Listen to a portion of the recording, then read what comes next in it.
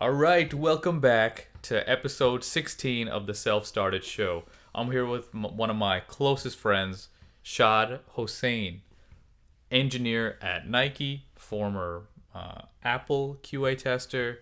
He worked at CBS, HBO, along with a host of other great experiences.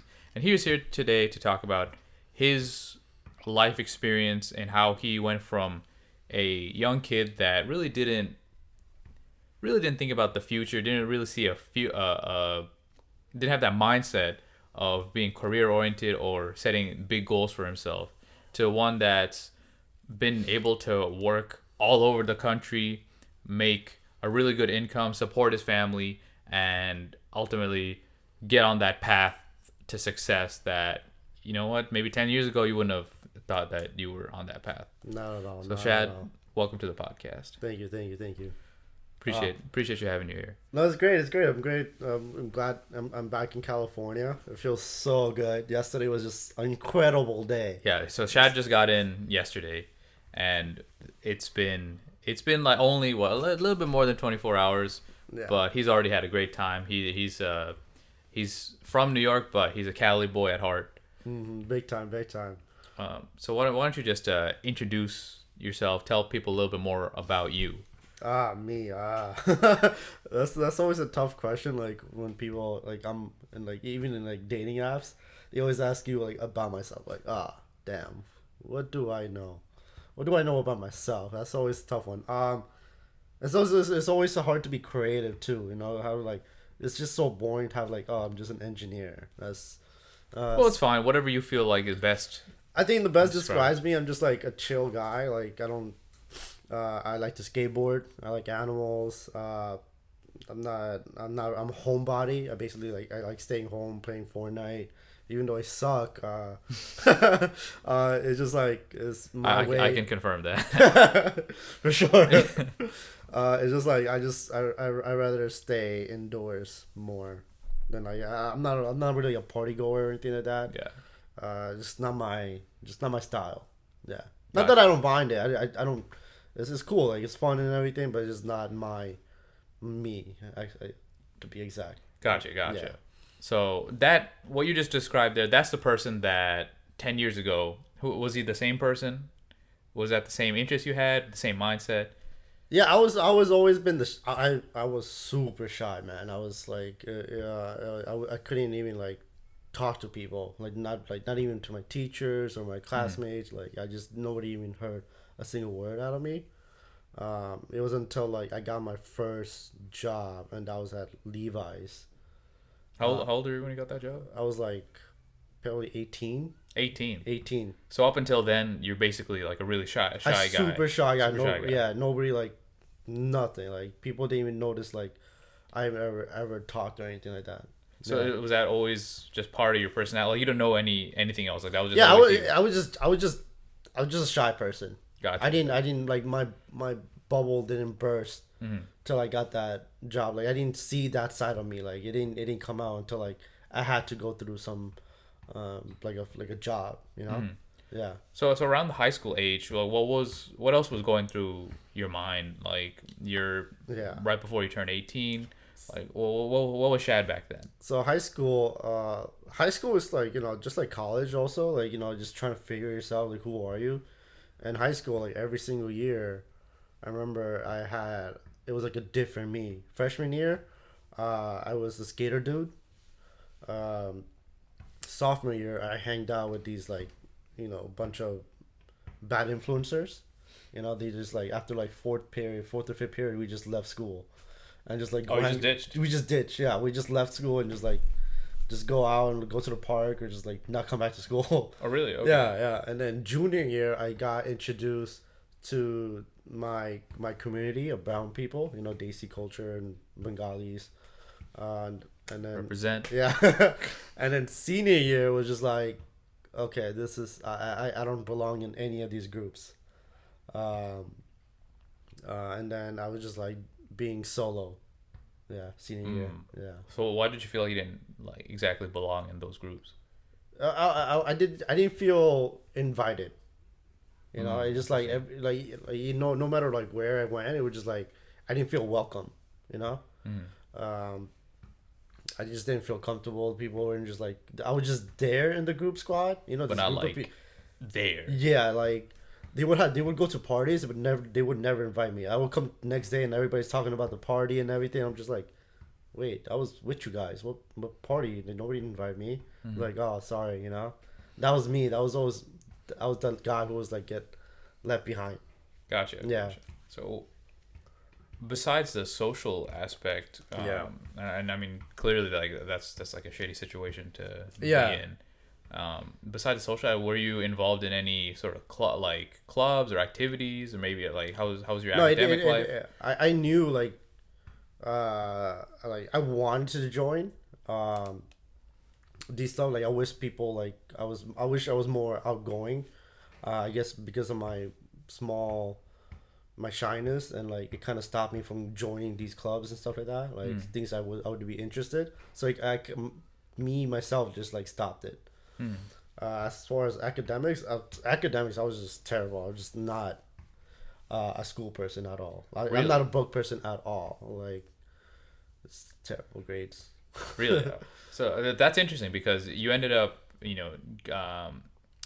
going into the tech field, and you went to school for engineering. You went to NYU for a bit. Yeah. And ultimately, that's not something that when people hear bad grades, they don't think that, oh, that guy can do like engineering. So yeah. How did you get into engineering? How did you change your bad student behaviors to be able to succeed in those environments? Actually, I don't really know. It just kind of like it grew. As I grew older, like my mentality got better. Like it wasn't good at that time. I'm just like I thought I was just like not a book person. Like I'm not a smart person. Like which is I didn't understand, but it was just my mentality was just developing. It was just like I'm just a slow developer. You know, it was just slow paced. I took 4 years of algebra in high school. What, really? Yeah, 4 years. Imagine that. My God. Yeah. So engineering was the last thing in my mind. Like I knew math. Engineering required some type of math, and I knew math was like my worst subject. And then I got into a community college. Well, not community college, but like a CUNY college in New York. And then and for people that don't know what CUNY is, this is a city college in New York City. Yeah. Yeah. And it was like a basic school. They didn't, and then one of the classes I had to take was like an introduction to programming.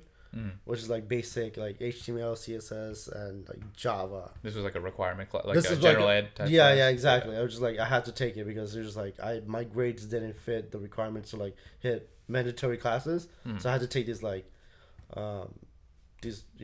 classes. So whatever, and that's when I found like I was like I like programming, and from there just kind of like I remember it was like back in 2012, 2013.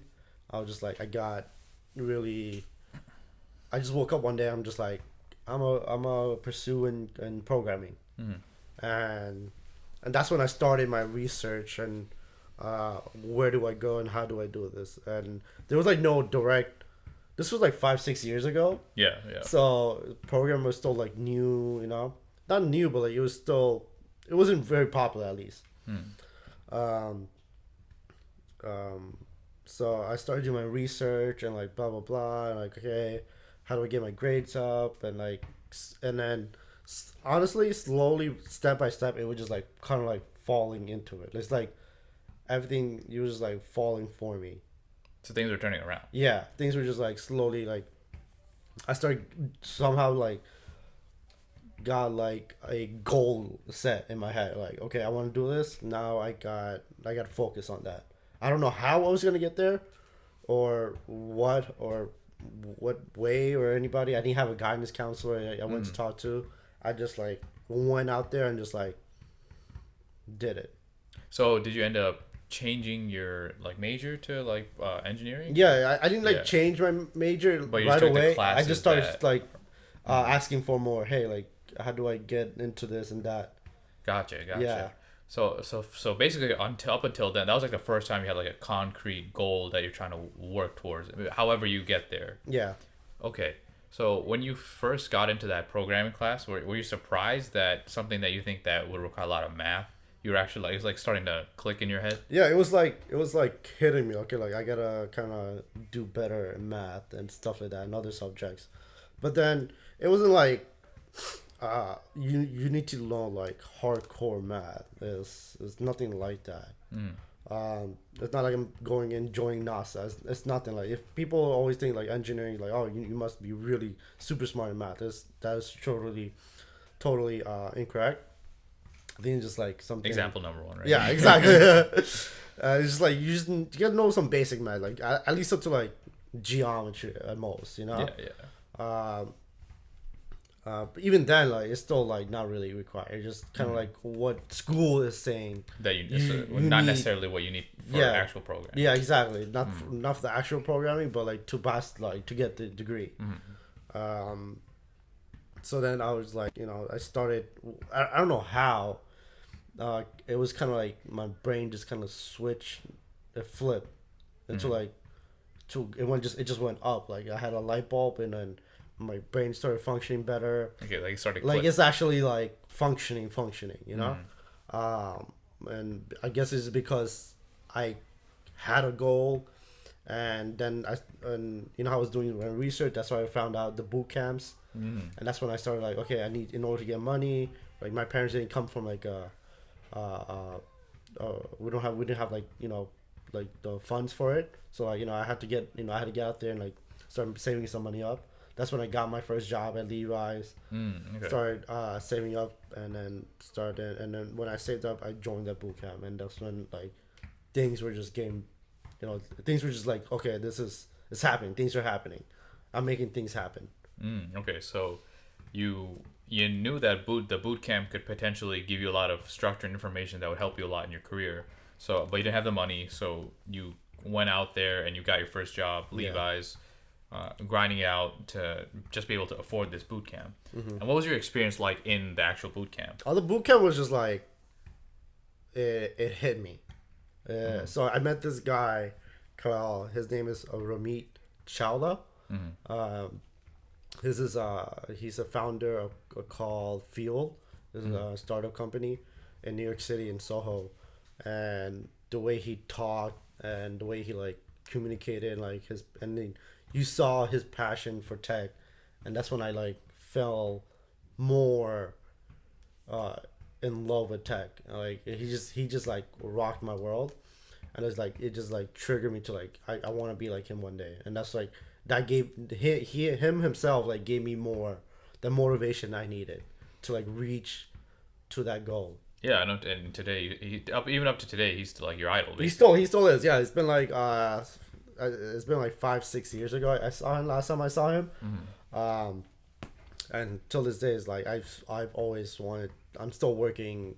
This is like the crazy looking dude, right? Like the beard looking guy. If you look him up, Ramit Chawla on Instagram and like in Google, you'll see his his funky look. Yeah. But it sounds like his passion got to you. Yeah, it hit me, and I feel like that's why I'm able to like I see him as my like ultimate goal. So that's why kind of like an idol and everything. So that kind of like helped me like reach to certain levels. Like I thought I couldn't reach. Interesting. Yeah, like I couldn't see myself do it, but like I saw him, and that kind of that was the boost I needed. That made you see like, oh, it's possible. It's possible, exactly. Gotcha. Yeah. So then this all happened. So you finished the boot camp. Yeah. And at this point, you're done with your schooling days, right? So what happened next? Like obviously, next step for most people would be get a full-time job. Yeah. So what was your experience like trying to get that job? Getting a job was also very difficult. What happened was like I couldn't I didn't have really much experience. Everybody had a portfolio. You mean in terms of like projects? Yeah, projects. Yeah. And back then, 5-6 years ago, web development was like a big thing. That was like the big money, you know how like data science are like making like 300, 400K right now. Yeah. That was like basically web development back then. Back then, yeah. Yeah.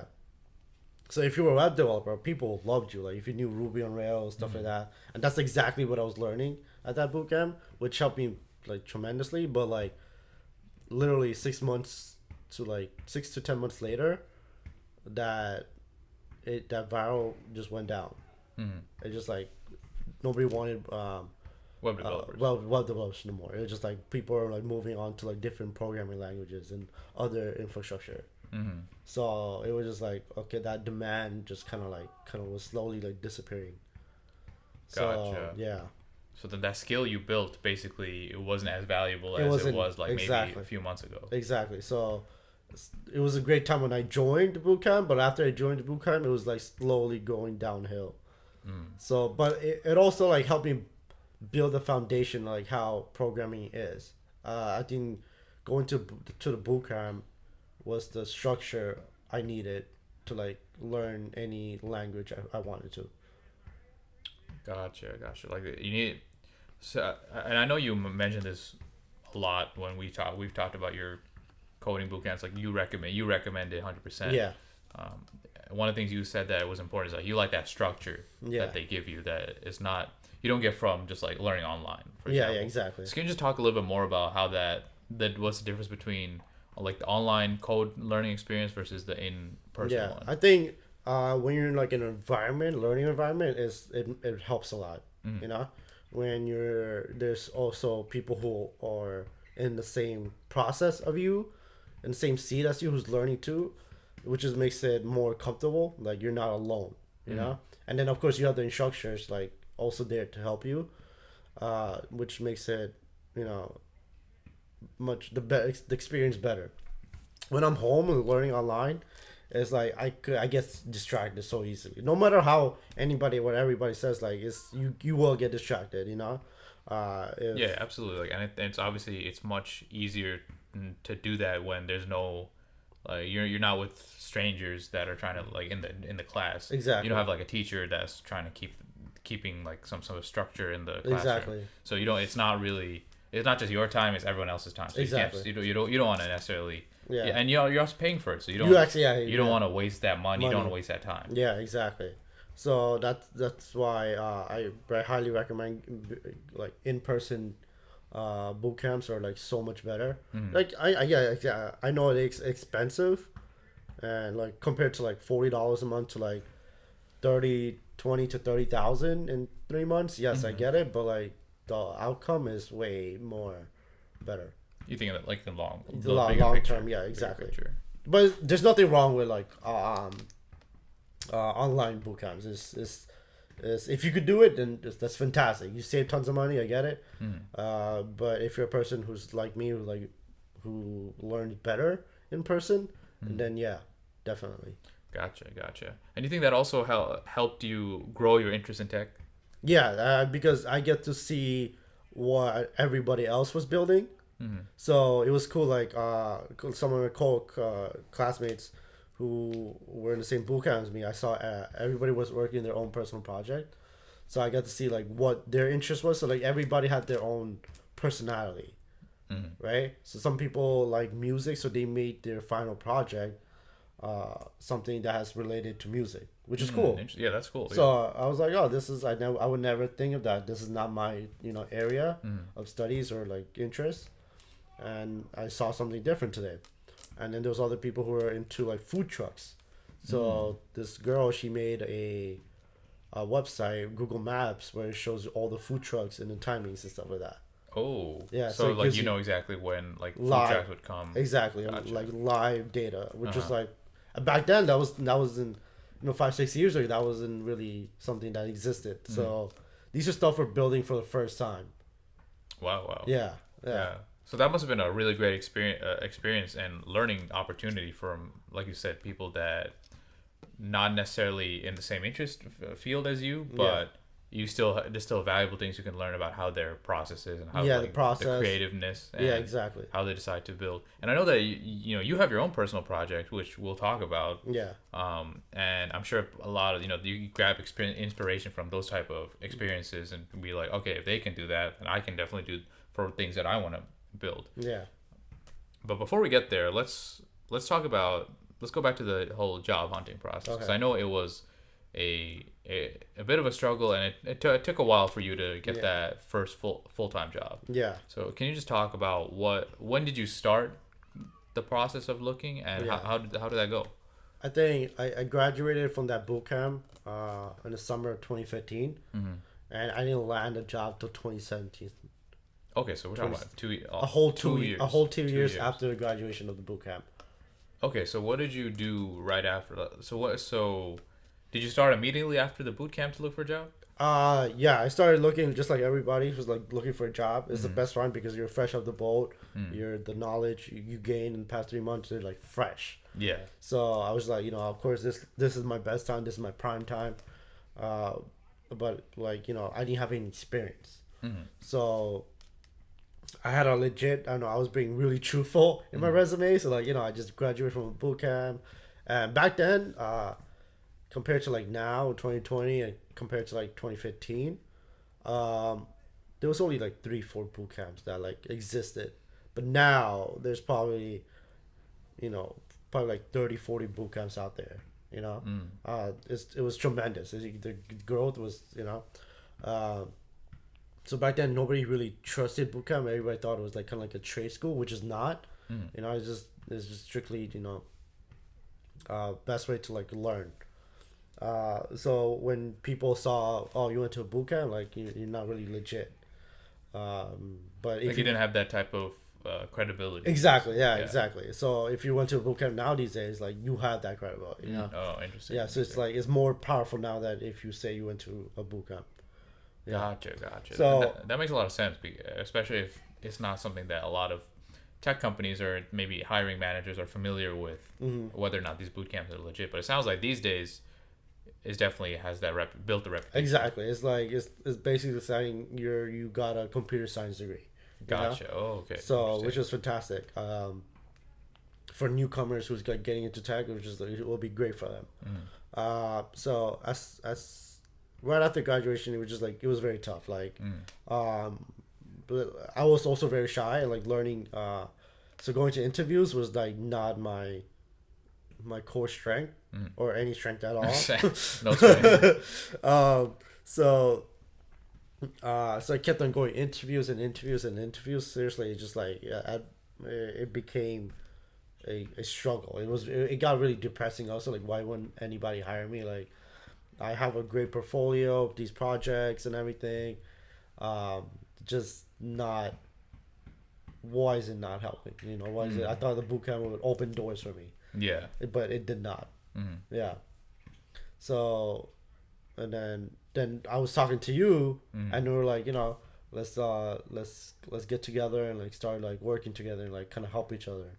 Yeah, and then for context for people, this is back when I decided to take a year off college to pursue YouTube full time, and I really wanted to give it a legit shot. And similar to Shad, the first, I want to say 4 to 6 months after the last time I was in a college class, basically very little progress. It was tough, especially living at home, being around your family, trying to explain to them like what you're trying to do, and then also make content. Like it just wasn't working. So one day I finally had the idea of telling Shad that, you know what, why don't we work together and help each other out? Like I know you have your coding stuff that you're working on. I have my YouTube stuff. Even though it's not.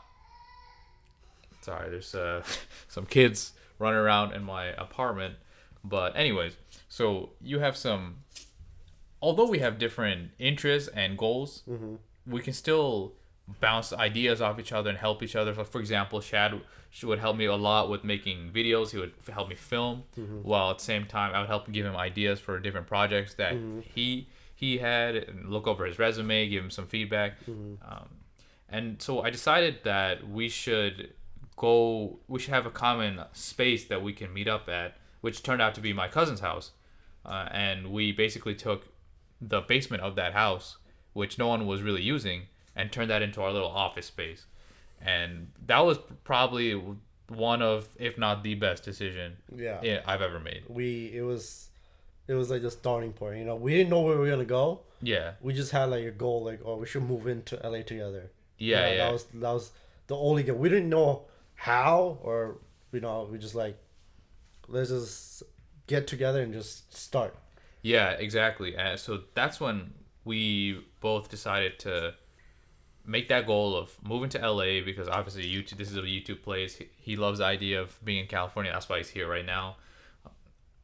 And in that basement, we turned into an office. And once we started working together, that's when we started having that motivation, that accountability of making progress in each of our individual areas. So for him, he would be doing more projects. I'd be making more videos. We even had a couple of friends from outside, just beyond just two of us, that were getting involved. And we were kind of creating like this squad, basically, of people that had their own ambitions, that wanted to help other people, and we basically were able to give value to each other, and that helped both of us a lot. And I remember that's basically the reason I was able to get a job at Jump Cut, through that collaboration.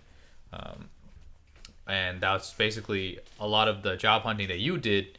You were doing it during, like, in that basement, and going to interviews, telling me how it went, giving me the updates on what rounds you're at, taking interview calls, etc. So what else do you remember from that time? What was your perspective on what we did in that basement? It was everything was just, honestly, it was just kind of like a learning experience. Honestly, nobody knows the path. You know, nobody knows how to actually get there. You just kind of start. Yeah. And if you keep, we just kept the ball just rolling. You know, we just know we had our goals. Yeah, make sure. Yeah, we just know we had our goals and everything, and we're just like, you know, we just got to keep on trying and trying. And like, you saw how many interviews I went. You know. Yeah, yeah. You seen, like, it was brutal. You know. Yeah. Some of them was like, I thought it was like a great yes, and so some of them were just like brutally no. Yeah. And then, but like, we didn't give up, you know. It was like, we just took one step at a time, you know. Some days were slow, some days were fun, some days, you know, it was bad too. Yeah. But we just kept on going until, like, hey, we're not there yet, but like, we will eventually. Yeah, and this is a time where there's no certain, like, neither of us had any stability. Yeah. Like, I wasn't in school, I had no job, and there wasn't like an obvious that a job was gonna come. Yeah. But there's no chance. It didn't seem like it was impossible that I was gonna get anything. Yeah. And for you, it was like, you know, like you said, it's your first job, so there's nothing is guaranteed. Yeah, I didn't have experience. You didn't have experience, you know.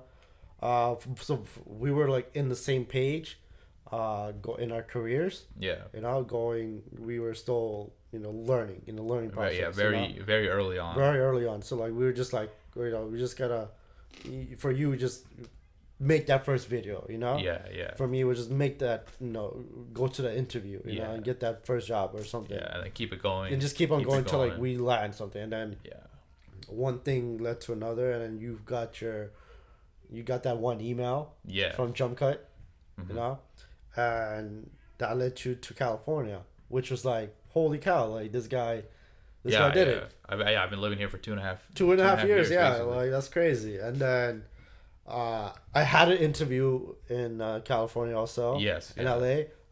They rejected me. Yeah. Which was fine. I was like, okay, like, I just got to keep on going, you know. And a month later, I got my first yes, and I was at HBO. Yeah. Yeah, in New York City too. So not LA at that moment, but 1 year later, I moved out to California and got the CBS job. Yeah. I mean, you lived here with me, and you were working here. So ultimately, we got to that goal. Yeah, we got So there. Yeah. and it's crazy to think about that. Just because we made the decision to go to a basement. Yeah, like out of all that basement was like so tiny. Yeah, no. So it Yeah, and even though it was like that's not what was important. It was just the fact Yeah. that we were in that shared space, Yeah. in that shared mindset, an environment. and create an environment that That's what I'm saying. When helped us both. Exactly. That's what I'm saying. When you go to like a boot camp, you're in the same environment with like Yeah. Other people. Yeah, Who's in the same They have process. the mutual mindset, Exactly. mutual interests. Yeah. Like that you're all in the same boat. Yeah. So that's where having that, we didn't have like a big squad or anything. It was just literally just me and you. Yeah. Two different people, two different paths, but one goal was just like kind of be successful. Yeah. Yeah. Not like millionaires or anything. Like we just wanted to do something with our lives. Yeah, even though our squad was called the $1 Million Squad. Oh man. But the path is everybody has their own path, and it's a tough. Not everybody's. It's not an easy road. Yeah, no, by no means. Yeah. So tell me what it was like to finally get that HBO offer. It was a great feeling, and it was like somebody believes or trusted me. Yeah. Somebody actually thinks I could do their work. I was like, Yeah. okay, cool, and and it wasn't just any company. It was like HBO. Like, Yeah. hello. Yeah, that's a brand name that it's like a household name. Exactly. So like, it's a company that's like well known. Yeah. So, Speaking of HBO, did everyone know that HBO stands for Home Box Office? I had no idea until I saw it on your resume. Yeah, exactly. Last night. Yeah. HBO stands for Home Box Office, which makes a lot of sense, but I never questioned Nobody, what does like, actually HBO stand for. Box office. It doesn't even make sense too. I don't like office, like home box office, like. Or maybe it's like the office, like like in movie theaters, like the box office. I think that's where it's from. True. Yeah. I like that. But yeah, I gotta give it up to like HBO, like kind of help me open the doors. Like that was my first yes, and that kind of led me to more yes later down the line. Yeah, and I think that once you get that first opportunity, that's when the ball starts rolling. Exactly. So what was that? What was that like? What was your initial experience at HBO like, and how was it until basically your last day? It was. I didn't know what I was going into. Like this is like my first, like experience in the real world, in the real tech world. Like this is like I was in everybody talks about it in boot camps, like the structures and everything, but like when you actually there, it's like a whole different story. Like now I'm like here, I had to wear a whole suit. It was business casual, which is weird. Like I'm in tech, like I'm not going to any important meetings or anything like that. Literally in my desk 24/7, and everybody was like so much older. I thought I was gonna see much more people like around my age, but I was like the only 20-year-old. Oh wow! There. Yeah. Now I remember you telling me like all your coworkers are like they have like kids or like exactly. So it was hard to I remember you said it's like hard to relate to them because they're not like in the same situation as exactly. Like when I was in school, like I'm surrounded with people my age group. When I was at work, it was totally the opposite. Everybody had kids and they were probably my age group. Yeah. That's crazy to think about. Yeah, so we didn't really kind of like have much to talk about. And I was in the Game of Thrones team. So I would come to work and like ask them like, "Hey, you watched last night's episode?" And they're like, "What episode?" Like you're working in this team, like this. Oh, so they just didn't watch Game of Thrones, even though they worked on it. Yeah, exactly. They just kind of like they just kind of programmed the back end or whatever stuff about it, but like they never. That's kind of like you work at like Domino's, but you never you always buy pizza, but you never buy from Domino's. Exactly. So it was just like this. It was very a dull experience. Like it was a good experience. Like yes, I got my first introduction into the real tech world. I saw how it works and everything. This is like okay, cool. This but unfortunately, like the age group was definitely a problem for me. Yeah, making friends and everything. Gotcha. In terms of the actual work, what was that like? The work was like the work was boring. Also, it was a bunch of like automation tools and stuff. And also it was like a learning experience. Um, every all the tools they were giving us were like brand new off the market, and since like HBO has like money, so they have money to blow on these tools that didn't was just like coming out the market. So like, and it was very expensive. There was this one tool that cost like 100,000. If you have money, if you're a big tech company, you could afford it. But like if you're like a startup, not really. Like you go for like the cheaper tools or like the free ones where you could just Google it. So it was a tool called Tosca, an automation tool. Back then, it was like probably like 2-3 companies using it. But now, 5 years later, it's Popular. very popular. Yeah, like if I had Tosca in my resume back then, nobody knew what I was talking about. But now it matters. But now they're like, if you're a Tosca, automation specialist, you could be making from like 100 to 200K. Oh wow. Yeah. So that job role didn't even exist 5 years ago, and now Now it does. now it does. It's crazy. So thanks to HBO for Yeah, exactly. Now you had that on your resume. I had that on my resume. I mean, I haven't touched it in a while, but like, I guess if I brush it up, like Yeah. it wouldn't be too hard. Yeah. Gotcha. No, that's cool. So ultimately, what was the culture fit? The reason you decided, all right, let me change jobs. Yeah, culture was the big thing. I feel like I want to be surrounded more a creative group. This was very corporate, so I wanted to be around with people who were like around at least something around my age, like early 30s or something. I mean, it doesn't matter, but like it definitely helps your experience there. It helps you work better if you have friends to talk to, or like somebody you're comfortable with working with. Like, these people just didn't make me welcoming. Yeah. And even though I worked there for a year, like, I just never felt. I was just going in, clocking in, and did my work, and didn't even have a conversation with anybody. Gotcha. Yeah. So it didn't really feel like it's just for money. That's exactly. It. Yeah. Gotcha. So then all right. So then after that, you're on to CBS. Yeah. Now, how'd you land that? And then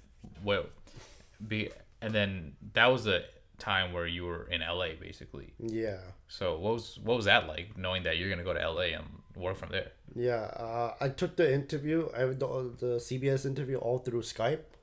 I didn't even see them in person.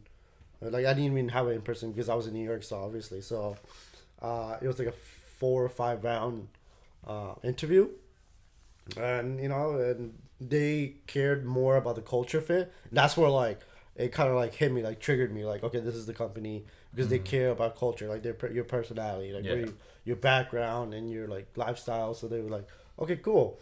And I got that yes, and it was like, it was in CBS, it was in LA also, so it was in Burbank. Burbank. Yeah, Burbank. So it was like what, an hour away from where From you here, live. yeah. So it was like, this is perfect because I could stay with you and go to work. Yeah, so it kind of worked out. People over there at CBS were like amazing. My managers were like good people. Like everybody, my coworkers were friendly. The work was cool. The whole, like in general, everything was just like great. But I was getting micromanaged, which that like triggered me to be like, whoa, like stop, like I could do this, like Whoa. like chillax, like take a chill pill, like you don't have to worry about me, I could do this. And it was just kind of like adding more. I was just like, okay, I was feeling pressured, and then it kind of made me uncomfortable to work there, and that's when I decided to like walk out. So you just walked out? I walked out. No, you didn't tell. No, I know, no 2 weeks, nothing. I didn't give a 2 week notice or not anything. I just kind of walked out. So it really got that bad? It got that bad. I was just like it was crazy. Wow. Especially for this one incident that happened that like hit me. Like it just, okay, after that moment incident, I couldn't do it anymore. Can you go into some detail? Or? So it was basically like 10 minutes left of the hour. Yeah. So like everybody was leaving, everybody was packing up, and somebody hit me up. It's like, hey, like somebody upper head like hit me up. Hey, there's still like 10 minutes left. Where are you going? Like, I'm like, home. Like, what could I possibly do in 10 minutes? Like, just nothing I could do. Yeah. You know, by the time open my laptop again and put in my password, 5 minutes gone. Yeah, yeah. You know, it's like there's literally no more work left to do. Like I could continue tomorrow. It's no big deal. But this person was just saying like, you know, there's still 10 minutes. You know, do something. I'm like, what could I change? Like, you know, how would it affect you or anybody or the company within the next 10 minutes? Like really, you know. So at that moment, I was like, okay, I'm gone. I didn't even get like a job after that. I just like left. So you're like okay with like I don't need a job. I'd rather not have a job than Exactly. deal with this anymore. Yeah, and then the next day I came in. I stayed there for like 2-3 hours, and I just walked out. Wow. I didn't even say anything, and they were like, everybody was calling me. My recruiter was calling me. I'm just like, what happened? I was like, I was not answering anybody. My God. Yeah. So how did that ultimately like result? Like, did they stop or like? I mean, they emailed. Well, the only thing they were like, I didn't need the batch back. Oh yeah, I remember. Yeah. The guy from some of the guys But the came recruiters, to my house, yeah, the and then recruiters, I yeah, came, gave yeah, it like back. yeah. So that was the only thing, but like, it doesn't like affect you. Like, it doesn't hurt you. Like, it's not like in your permanent resume. Like, Yeah. Nothing. That's all BS stuff. Like don't worry.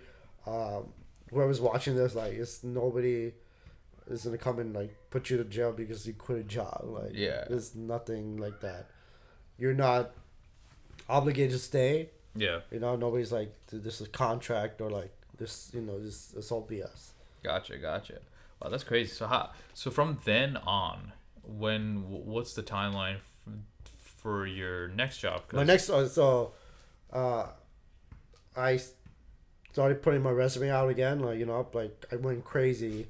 LinkedIn, shout out to LinkedIn, by the way, for a premium subscription. Yeah. So I had that on, and then within like a few days, a random recruiter hits me up like, "Hey, Sink, you want a job?" I was like, "Sure," you know. Mm-hmm. But first, you had to sign this NDA or something like that, and then they're like, it was very like private, like, you know. Before we like expose like what company it is, like you had to sign this paper. I was like, this. It was just like very scary at that moment. Yeah. So I signed it, and then right after it was like, so what company is it? They were like, it's Apple. Oh, so I was like, oh. Yeah, exactly. So like my eyes just like opened up, my heart dropped and everything. I was just like, what? You know? Apple. Like, how do you guys found me? And then didn't that seem? I remember you told me that. That seemed like such a sketchy way for Apple. Yeah, to exactly. be reaching out. Yeah, it was very sketchy. Like, and then there's like no indication that it was Apple before they told. No, nothing. There was like, it was basically, they were just basically on the, they only gave me a job description. Okay. That's all. There was like, this is No what company. this is nothing like that. No clue, no nothing. Like, you know, what device you were gonna use or like what kind of, nothing like that. I was like, this sounds very open. Like, it could be any company, you know? Yeah. That's fucking much less Apple. Exactly. Like, I only have like 1 year experience. Like, yeah. I am no, like, I mean, that's what I thought. Like, I'm like no Apple person, you know? Yeah. I thought you have to like have like 5 to 10 years experience and stuff like that. But yeah, and then once he told me, I was like, whoa. And then we set up an interview, and the interview was like at 3 a.m, and then the person who was interviewing me was in Dubai. Yeah. Oh, yeah, I think I remember that. Yeah, I was like, yeah, you were like, you had to stay up like really, I had to stay up yeah. all night, like waiting for this interview. Yeah. So, and then it was like, I think 2 or 3 rounds, and they were like, it was like a workshop. It was for the upcoming new iPhone XS, XR, and the Apple Series 4, I believe. Mm-hmm. And it was the like, watch. Right? The watch, yeah, the Apple Series watch, yeah. So, and then somehow I got in. Yeah. So you got in. Oh, I got in. I was like, I mean, till this day, like, I can't believe I worked Apple. At Apple, Yeah. you know, it's just something. So tell me what that was like, cause you were working you weren't just like remote. You were working in San Francisco. I was working. And they hooked you up. They hooked. They take care of their employees. Oh, wow. That's what I could say. It was just like that moment, kind of like I realized like you don't need good grades. You know, you don't need. That's the conclusion. Yeah, that was like you don't need to be good at math. You Yeah. know, it's just like if you have. I just want to make it clear for everyone. If you're trying to be like a mathematician or something, that's different. But for what he's saying, from my experience, like if people who thinks like they're bad at math, they can't get into certain jobs. like tech, Exactly. for example. You know, that's total BS because you could, if you have that passion, I think you learn somehow, kind of get that urge and like passion to like also, and then everything just kind of works out. But it was kind of like a validation for me, like I got myself here. Yeah. You know, I didn't get help. I had like little experience in school also, on computer science. It just like one thing led to another, and like, you know, yeah, yeah. I'm still shocked to like tell even now, like even to even talk about it. It's just like I got here. Yeah. I can't believe it too. Yeah. Do you remember what it was like being on the campus with all the tech companies around? Yeah, I just saw, very. They were very strict, and like there's like rules in there. Like of course, like you know, it's Apple. Yeah. I see, like you know, Like high security. very very high security. You know, you couldn't take your phone out and stuff like that. You couldn't call, or there were so many rules you had to follow. There was like a whole week of training of like what rules you had to like follow while you're here, or you couldn't even like they even gave you this. We had a whole day of like, oh, you couldn't talk to people about your job, the job you're doing, or how your day was while you're outside, or with your friends, or like say you're at a restaurant, you're ordering lunch, you know, you couldn't talk about these kind of stuff or like anything related. It was like it was very or like Apple's legal team's gonna come after you. exactly. Yeah. So it was a crazy experience, but like honestly, it's like I loved it. You know. It was very difficult too, but you know it was fun. It was great seeing everybody who was out there, and being surrounded people who are like me, Silicon Valley, But that must have been super crazy. Yeah, like I never thought I could make it. You know, it was just like one of those things. Just like it was just a dream. Like I even didn't even imagine myself there. Yeah. Was that like one of those moments where just like, you know, like thinking back of where you were just like a few years ago? Yeah, it was one of those moments. It was like even just like a year, like a year exactly. It was just like a year ago. Yeah, it was. You can't even. I can't even imagine like this happened. Yeah, like this really happened. Yeah. Dude, cool, man. So then, how long was the Apple thing for? It was a small short project, so it was like 3 months. 3 months, okay. Yeah.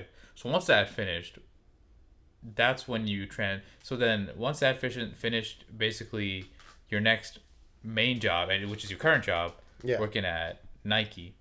So can you explain what you do for them, like what department you're in? Yeah. And well, what's it like there? Yeah, I'm an engineer there, so Nike is like a whole different. So yes, I work for Nike, but the company is actually called S23.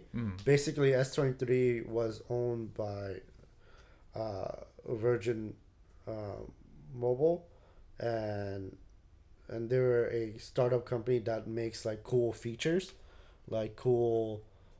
features for like other apps and stuff like that. So then Nike heard of S23, and they were like, "Hey, can you build this Nike Experience app?" And they were like, "Sure." And after they built it, they were like, Nike was really impressed, and then Nike acquired S23. They acquired them. Yeah. So, and then we just came under Nike's wing, but we work as a startup. Like the whole vibe is a startup vibe, but we work under Nike's wing. So it's like yes, like it's corporate, but at the same time it's not corporate. So we kind of find out, we just do things our own way, and everybody there is this whole company is S23, at least is very all about cultural. It's like super startup vibes. super startup vibes. Everybody's like young, you know. Everybody's super smart and respectful. Everybody's funny. It just feels very very welcoming to a point where just like, is this fake? Like, are you just like, you know, are you just doing this for the paycheck? But it's not. It's nothing like that. We hang out after work, you know.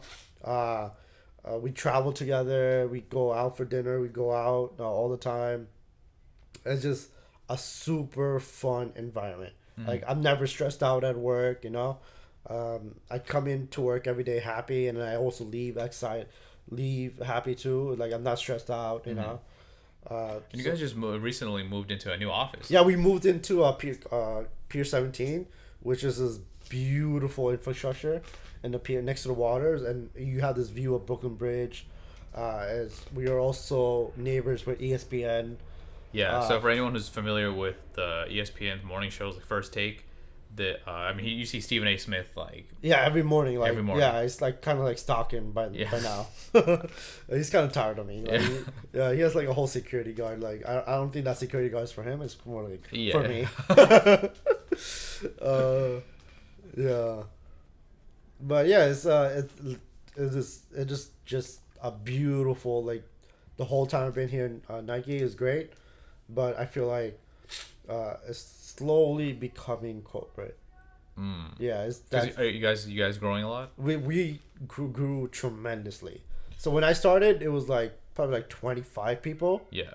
And now it's up to 90 people within last 3 months. See, that's what happens when startups mature to that phase where they're going from like small to medium. Like, you start seeing that corporate system come in, and which might be just because when you're managing so many people, it's hard to keep the culture the same, because there's inevitably there's gonna be people with different like values and different personalities and styles that just come in, and they're trying to grow, so they can't really they're not gonna be like, oh, you're perfect every other way, but we don't like your personality. Like when it was just like a group of 20 people, it was more easier to make plans on going on events, like going to the bar or going bowling, because we could handle 20 people. It was, you know, it wasn't so hard. So, but when there was like 90 people, that's too much. It's just too much. Like some everybody has their own lives, and like they have family, and it's hard to like keep up with everybody now. Gotcha. So it became slowly, like, I mean, it is great news for the company and everything. Like, it was bound to happen. I guess like the journey was fine, but now I feel like it's slowly becoming more corporate. Gotcha. As it goes on, Gotcha. So we're right around the 53-minute mark. I want to end with a couple of questions. So, related to just tech industry in whole, because you've gone through this whole experience of being someone that's completely outside of tech industry, don't know anything about it, to someone who's now very passionate about it, has worked in multiple companies, and it's become an important part of your life. So what would you say are important factors for people who want to be in tech? Like, what do they need to do? Honestly, what do they need to have? Honestly, is you have to have passion. I don't think you can make it if you don't enjoy it. Actually, doing what you do, you're not gonna be satisfied. When I was making, like, you know, $30,000, you know, I was, it's not a lot of money, but like I liked what I did, and I didn't mind, you know, and if you told me like, oh, you give me a job and I was making like 500,000 or $1 million, whatever, but work for like a lawyer or like be a marketer, whatever it is besides tech, like I wouldn't be happy, and I wouldn't enjoy life. So even like now, like as much as I think the best advice that I would give is just like, you have to enjoy and be honest with yourself. Like, is this what you want to do, you know? Yeah. Even like 5, 10 years down the line, are you gonna still enjoy what you're doing? Gotcha. That's Yeah. more No, that important. makes a lot of sense. Especially like you said that you got your inspiration for that started the ball rolling when you met Ramit Exactly. Chawla, right? Yeah. And it sounds like everyone who wanted you need that spark. Yeah. You Yeah. need that fire, or Yeah. else it's just not for you. I mean, we have a friend that has tried the tech Yeah. world. It's just doesn't have the same fire for it, which is okay. But to make it work, then Yeah. you gotta Exactly. you gotta have it.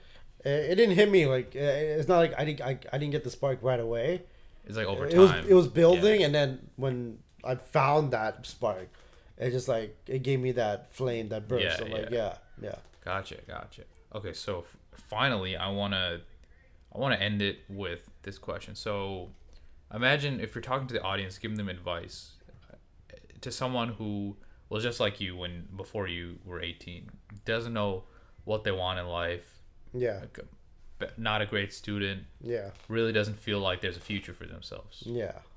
What advice would you give to that old version of you for someone that might be in that situation right Oh now? man, I feel I mean in my experience like I had to go through weird situations in order to find myself.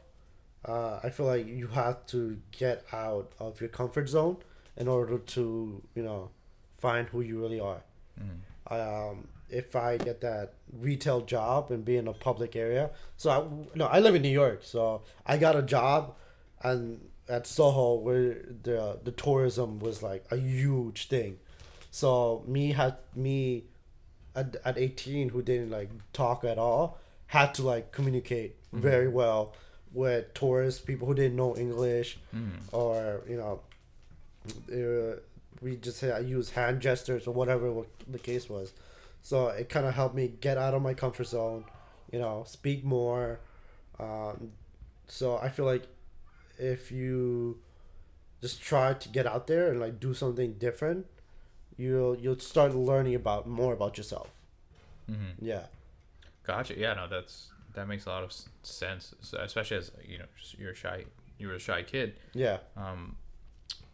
That on top of all the interviews you did, like, Yeah. having to be in those like really harsh environments where they're judging you Yeah. harshly, having to travel, having to work in so many different places around the country. I'm sure all that adds up, right? Yeah. Yeah. Big time. Big time. Big time. Awesome. Well, man, thanks a lot for doing this. Thank you. Thank Really you. really appreciate the time. This is a good interview. I'm sure there's a lot of value that people can get from your story, and Hopefully. hopefully they're inspired to know that if it feels like it's hopeless at certain points in your life, there's always like that other side that you can reach that you might not see how to get there, but if you have that goal, you'll eventually get there if you put in the right action. Exactly. The work will definitely pay off one day or another. Absolutely. Awesome, man. Well, thanks again. Thanks everyone for watching. I see it's getting pretty dark.